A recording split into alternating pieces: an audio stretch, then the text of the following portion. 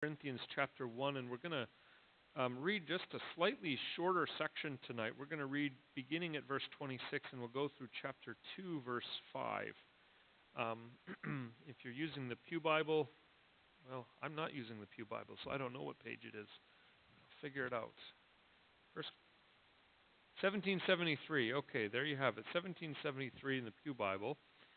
1 Corinthians chapter 1, verse 26. And if someone would like to volunteer to read that in a good, loud, clear voice, it starts there with the word, brothers, think of what you were when you were called, and then right through, actually it'd be 2 verse 5, I suppose would probably be the better breaking point. Who'd like to read that for us? 1 Corinthians 1, 26 through 2 verse 5. Who'd be willing to read that? All right, David, why don't you read that for us tonight?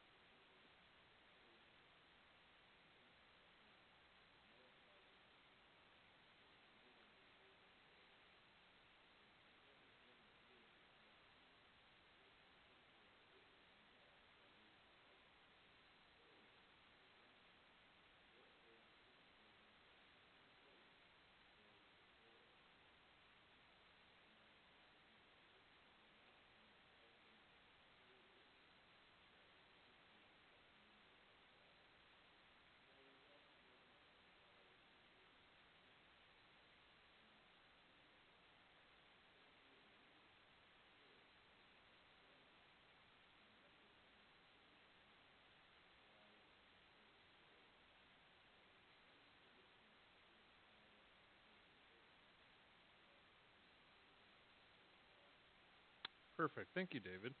Okay, so Halo, let's flip to the first slide, and we're going to do what we did last week. Just maybe work with 2 or 3 people around you, and just that nearest couple people. And what I want you to try is go through the text, and again, if you have the photocopy sheet, then you can just write on it. But circle words that are repeated. Highlight, if you notice any grammatical details like participles or command verbs or anything of that sort, highlight those or circle those. And then one more that I added for tonight, and that is see if you can identify how the text is structured. Let's look for 1 or 2 or 3 main thought patterns here. So that would, if you can kind of break it down into maybe, I'd say 2 or 3 sections that kind of hold together. So like subsections, if that makes sense. You're kind of looking to see the flow of thought and how it might change. And then if there are Old Testament quotations, note those as well. See if you can find, at least identify where they're from or where they are in our text. So just take maybe 2-3 minutes, work with the people sitting next to you, and see if you can do this. And then we'll come back again together.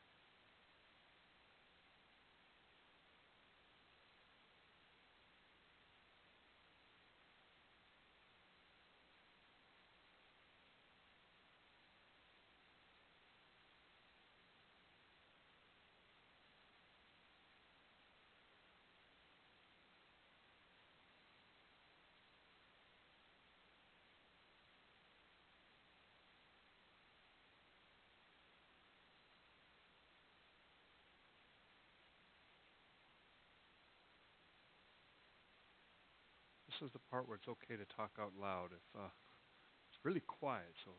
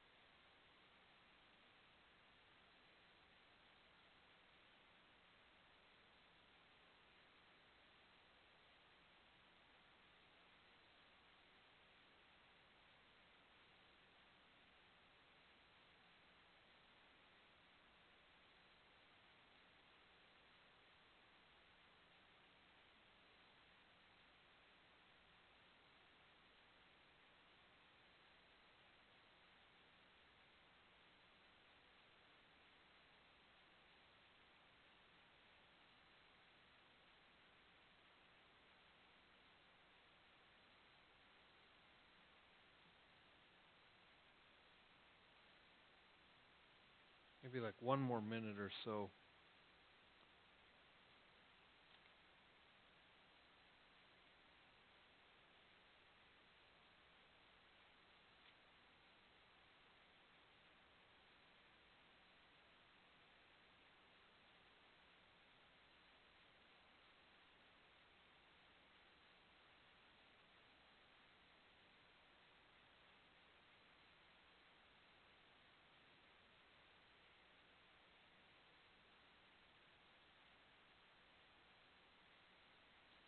All right, so let's start with this. If you had to break this text down into 2 or 3 smaller pieces, where would you make the dividing lines? How would you break it down and kind of how would you support your case? Anyone on that? How would you break it down? Besides using, the verse because it stops at, verse 26 and there's a chapter in there. Those come later. We can't use those. How would you break it down? Any thoughts on that?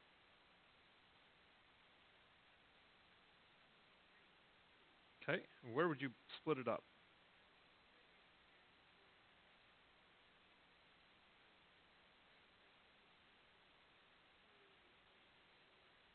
Okay.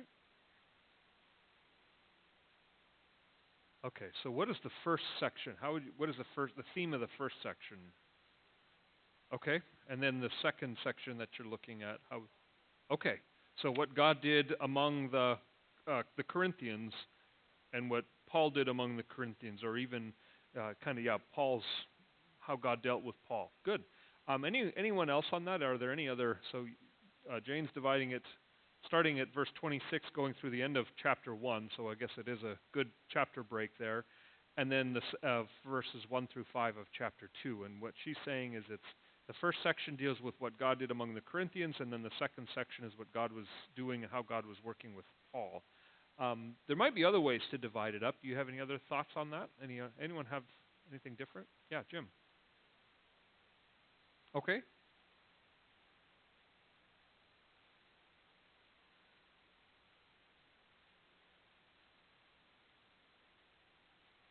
Okay. Okay. Okay. Sure. So how would you what would how would you divide up the three? Like how would you title them, or what would be the themes of each of those? That's all right.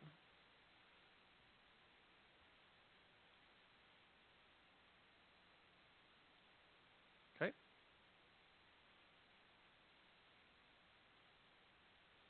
Okay.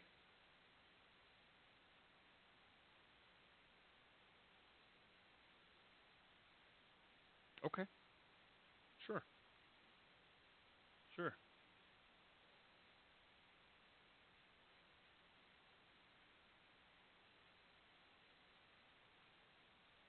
Good. Yeah. Good.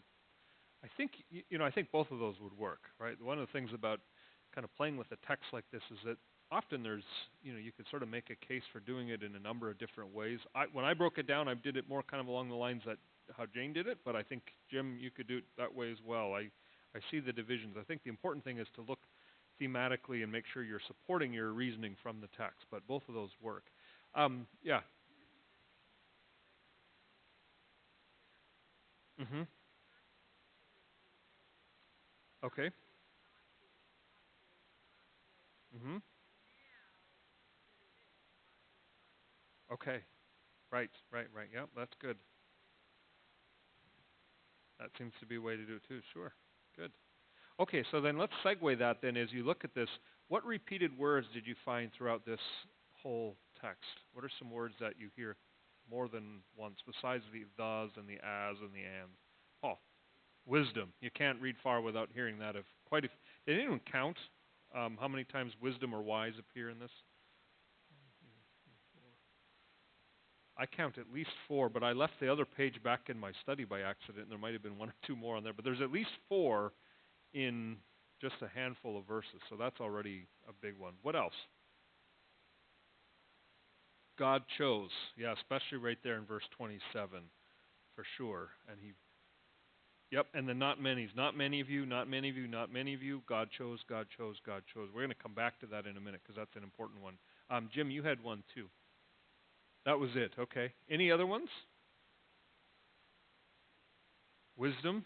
Yep. Wise, wisdom. Yep. What else? There's at least two more that actually I see at least weakness. Yeah, we'd want to look at that one because there's the contrast that Paul is setting up. What's then that kind of goes along with weakness? What's the other one? Boast. Yeah, boast is a really important one. I see that at least 3 times, and there might be one more on the other sheet. But good. So boast, wisdom, weakness. What else?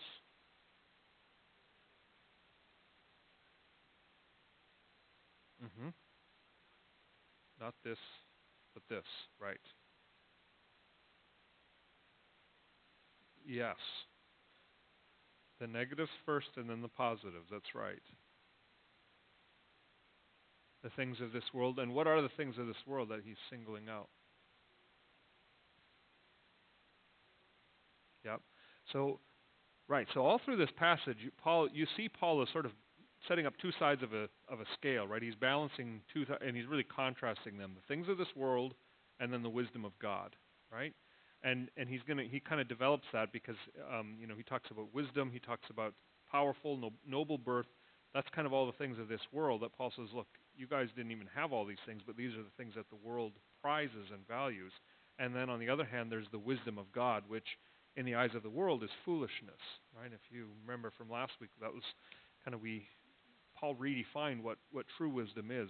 It's foolishness in the eyes of the world. It looks like weakness, it looks like humility, and so on, but it's really the power of God. And that's the other one. Power and powerful are in here a couple of times, as is strong and shame as well. Paul he says at least twice to shame the wise. So we got some pieces of the puzzle kind of on the table. We haven't put them all together just yet, but we're getting there. What about the Old Testament quotation? Did anyone identify that? Yeah, Jerry. Yep. Did you see where it's from? Jeremiah. Yeah, that's right. Jeremiah chapter 9. So without, this is where if you had a little more time, you'd go back to Jeremiah and you try to read, because it's a little bit like if I quote to you a line from a song, right away you think of the whole song, right? You sort of everything comes to mind, and so many times in the New Testament when the New Testament writers quote a line from the Old Testament, they don't want us just to think about that one verse. They want us to think of the whole context. So when Jesus on the cross, when he says, into your hands I commit my spirit, he's quoting a psalm, I think it's Psalm 31, and what he wants us to do is call to mind the whole psalm, which is an experience of feeling abandoned and feeling neglected and yet trusting in God. So we have to have the whole psalm come to mind, or the whole Old Testament come to mind. Turns out if you were to go back to Jeremiah chapter 9, you'd be reading about God's bringing judgment and destruction, and yet at the same time a promise to save and preserve his people. You could go back and read, what was happening was kind of all the so-called wise people in Israel at the time were going to be completely perplexed because they assumed God was going to be working one way, and yet God says, no, there's going to be judgment that is coming, and yet I'll be preserving my people. And the bottom line is God is saying to his people in Jeremiah's time, if you're really going to boast, don't boast in the ways of this world. Don't boast in the ways that you think it's going to happen, in your own strength, your own power, but boast in the Lord. Trust in him in spite of everything that it looks like. So now this is the Cliff Notes version. You'd have to really go back. But as you see that, as you read the Jeremiah 9 passage, then the point that Jeremiah is making is boast in the Lord, because what he is doing isn't going to make a lot of sense according to worldly principles. So then it makes perfect sense. Along comes Paul, and he quotes that here, and he's just reinforcing that whole idea. Okay, let's go. Haley, if you want to go to the next one, I just want to maybe fill in some of these blanks here. If you look at the God chose section, God chose, God chose, God chose, he's contrasting worldly wisdom and the worldly way of doing things with God's way of doing things. And one of the things Paul singles out is nobility and position, right? Why powerful and noble birth? I put up here that picture, which was it was a fortress in Corinth. It's high above the city. It's actually really high up on a mountain. You have to drive way up to it, and it's where the Roman emperor or the Roman Caesars would go to have vacation, or they'd maybe retreat for a little while, and they could look out. If you were to look kind of a it's hard to explain, but if to look away from that fortress, you're looking out over the ocean, and you could see the Caesar would be able to look out and see any possible threat coming in on the ocean. So it was a very lofty position, but it was a picture of power for the Roman emperor. And so here's the city of Corinth down there, and they're in the shadow of this big Roman fortress. And I suspect that the people of Corinth were really caught up in the pictures of power that surrounded them and the pictures of prestige and nobility. And they're reminded that in the Roman world, you have to be born into it, and that was your status. And so Paul is now kind of maybe having that in mind as he says, even you Corinthians, maybe he didn't say it quite like this, but he's kind of saying, you know what, you're kind of wannabes. None of you were really born into this, but you get all caught up in wanting to be a person of nobility and great birth and position and status in your world. And Paul says, you aren't any of those things by nature. You're not wise, you're not powerful, you're not of noble birth. And yet, Paul then, he affirms them, because then he goes on, and there's where the three God chose sentences come, right? God chose the things that are foolish in this world, shameful, weak in this world, and low and despised in this world to accomplish his purposes. So what Paul is saying is that all of the virtues that the world holds near and dear are rejected by God, and the virtues that the world rejects are valued by God. So Paul's just reinforcing that idea that God turns the things of this world upside down. And so one of the questions, and I'm going to put this out here to us for just a couple moments, is what do you think, what is it that we either tend to boast in? Like, what are the things that the world tells us we need to really boast in? And how is that different from what God values? What do you think? We touched on them a couple times before, but let's just reinforce them and maybe some new ones come out. What do we boast in? Paul? Wealth, money. I heard it at the same time. That's a good sign that that's a very important one, isn't it?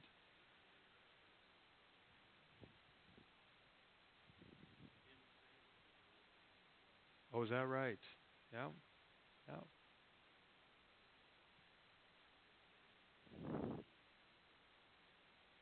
Oh, wow. Wow. Wow. Yee. Wow. Yeah. I'm glad you said that, because it's good for us as a church to be reminded that this these boast things are not just in the world out there, right? Because we live in this world, we are affected by it, and it can creep into our lives, our hearts, and into our churches as well. So, Kara, toys. That's right. That's right. You know what? Everyone has toys, young or old, right? You go to Best Buy, and it's the toys, the electronics and things, or young people, it's other toys. That's right, Kara. Yeah, Jerry. They just cost more money. That's right. So you need more wealth. Bart, yeah. Yeah. What do you mean by that? Hmm.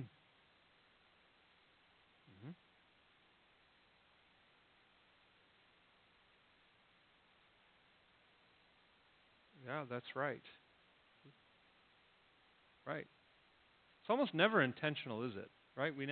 Very few people wake up and say, I'm going to boast in all the wrong things, but we do it. And family is one that, especially in mainstream evangelical church culture, that's almost like the third rail. You don't ever, because that's like, hey, you got to have a good, strong family. And we do. Of course we do. But it can get to the point where we make idols out of our families, and those who have broken families, we look down on them like they're second class. So you're right, absolutely right. What else? What other things might we be tempted to boast in? Education. Yeah, that gives you a certain status, right? I've got this degree or that degree, and you know, we look down on those who are, you're just a laborer or blue collar worker. But you're right, education is, we start to boast in that, and we see ourselves as better. Yeah, Paul. What else?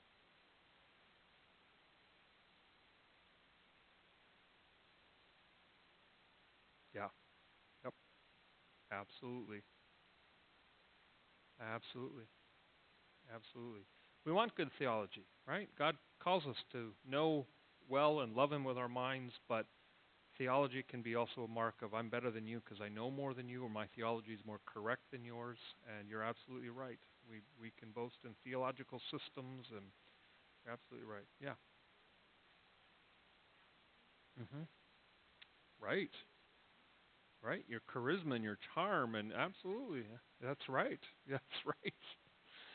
One of the things that I think is good to, because we can kind of find all these and identify these, but I think sometimes it's also good to ask ourselves, how do we pay attention? How do we put our finger on the pulse of what these boasting things are in our culture? And I always think the magazine rack at the checkout stand is a pretty good way if you're in the grocery store at Ross or at Winco or wherever, and just look at what they put on those magazine covers because they touch on a lot of these things, right? Fame, wealth, status. They give you a picture of what the good life ought to look like, and if we have it, we boast in it, and if we don't have it, we feel as if we should. So, and there are other ways too, right? Pay attention to advertising. What kind of image are they selling that you can boast in? Anyways, we could go on, but I think it's just good to be sensitive to these things that we tend to boast in. Let's go to the next slide, Haley. I want to just, I think Jane touched on this and she kind of brought it to our attention, but I want to show you, if you have the paper in front of you, I want to show you how Paul sets up the contrast here, because he goes through a list of 3 things in verse 26, wise, powerful, and noble birth. And then in verse 27, he comes back to each of those 3 things and he shows, again, the opposite of it. So the opposite of wise is foolish. So God, not many of you are wise, but God chose what is foolish to shame the wise. Second part of verse 26, not many were powerful, but God chose the weak to shame the strong. And again, it's not word for word, but the same idea.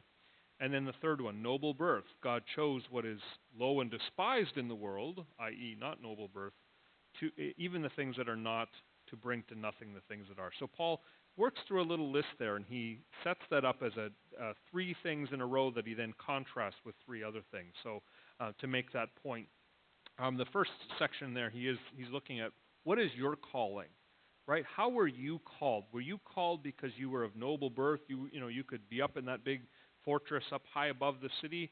Were you someone who was born into wisdom and you achieved the wisdom of the Athenians? Right? And Paul is challenging that. He's saying, look, who were you that God actually called you? Why did God pay attention to you? Right? How is it that you came to know God? And God is again saying it's not, or Paul's again saying God's ways are not about choosing the ways, the people that matter according to the world. It's ultimately, if you look with me at verse, and we can go to the next slide there, and if you look at verse 30, here's where the central, and this is I think where Jim, you set apart kind of this as a section. It certainly is a focal point or a fulcrum that this passage kind of hinges on, because Paul says, because of him you are in Christ Jesus, who became wisdom. In other words, what Paul is doing here is at the center of this text, he's pointing us to true wisdom, and instead of wisdom as a concept or an idea or some theory, Paul is saying true wisdom is a person. And he's saying wisdom, Jesus Christ is wisdom from God. And then you notice he goes on and he gives 3 more things: righteousness, sanctification, and redemption. There's the full picture of salvation, right? Christ is our righteousness, Christ is our sanctification, Christ is our redemption. But Paul he's pointing us that this is what real wisdom is. If you want true wisdom, you have to be introduced to a person. You have to know Jesus personally. He is true wisdom. And the implied idea there, I think, is just a reminder, if you look at Jesus, was he of noble birth? Well, no, not at all. You were here this morning and you heard he was born into a very poor family, right? Was he a person of status as he lived? Did he earn advanced degrees and teach in the synagogue? No, he was none of those things. Did he work and visit with the Athenians and sit with them in the school and earn great wisdom? No, he was none of those things. But Jesus embodies true wisdom, and true wisdom is seen through weakness. It's seen through sacrifice and through giving up of oneself. The Old Testament quote, as I touched on a little earlier, just reinforces that idea.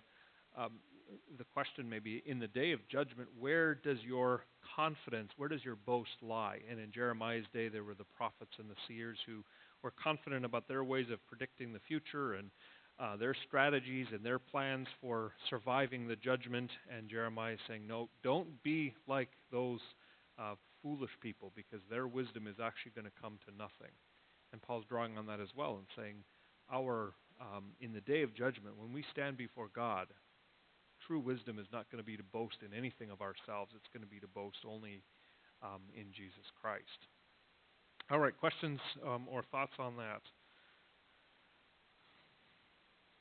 And then I'll just say a couple things about the last section where Paul says, when I came to you, and here's where he's describing his own ministry, because again, the Athenians valued rhetoric. If you could give a great, flowery, and persuasive speech, that was a sign of wisdom. That was something that was respected. But Paul says, I didn't have any of that.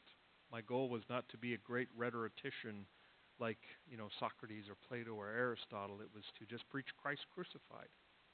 It's such a simple message in one way, and yet Paul says that's the heart of what the gospel is. That was the heart of Paul's ministry.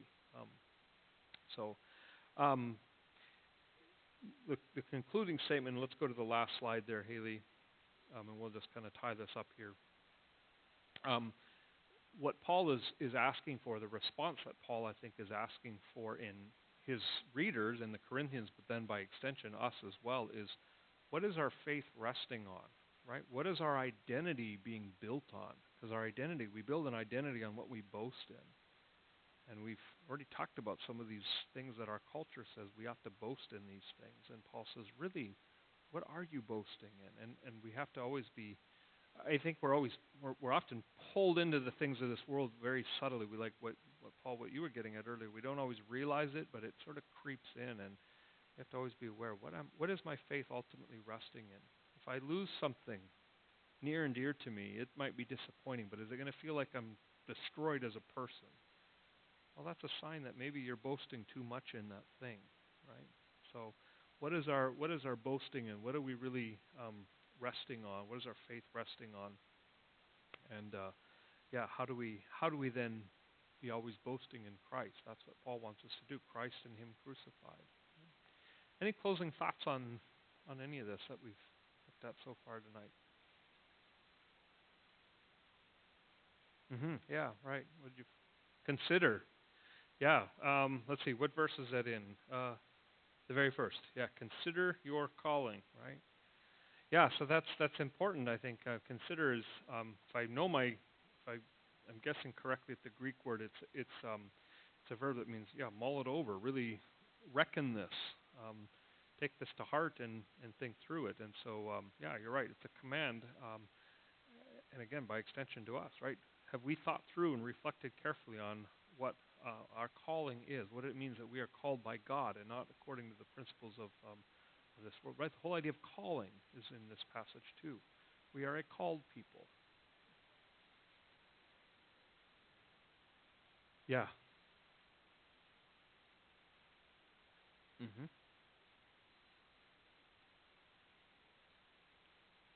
Right.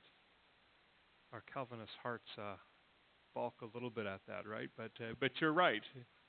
Yeah, that's right. That's right. Right. That's right. God chose and God called too, right? Both of those kind of fit together. And so I say it tongue in cheek, of course, but you're right.